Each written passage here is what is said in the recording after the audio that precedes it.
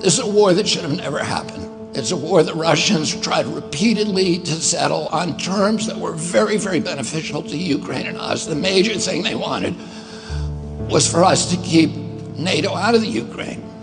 The big military contractors want to add new countries to NATO all the time. Why? Because then that country has to conform its military purchases to NATO weapon specifications, which means certain companies, Northrop Grumman, Raytheon, General Dynamics, Boeing, and Lockheed, get a trapped market. In March of 2022, we committed $113 billion. Just to give you an example, we could have built a home for almost every homeless person in this country. We then committed another $24 billion since then, 2 months ago, and now President Biden's asking for another $60 billion.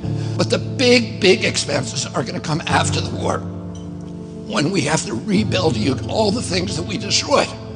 Mitch McConnell was asked, can we really afford to spend $113 billion to Ukraine? He said, don't worry. It's not really going to Ukraine. It's going to American defense manufacturers. So he just admitted it's a money laundering scheme.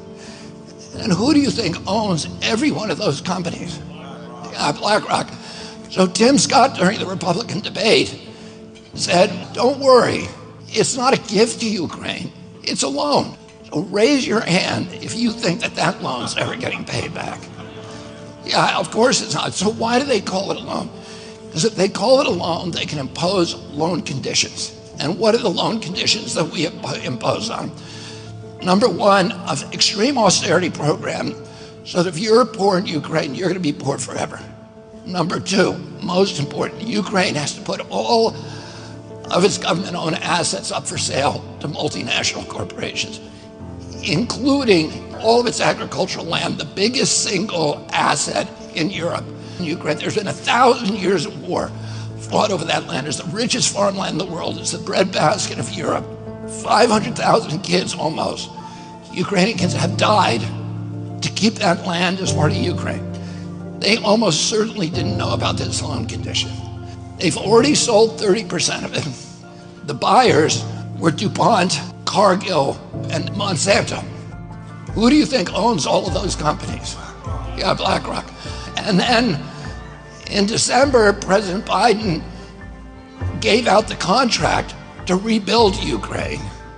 And who do you think got that contract? BlackRock.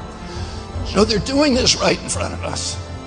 They don't even care that we know anymore, because they know that they can get away with it. And how do they know that? Because they have a strategy.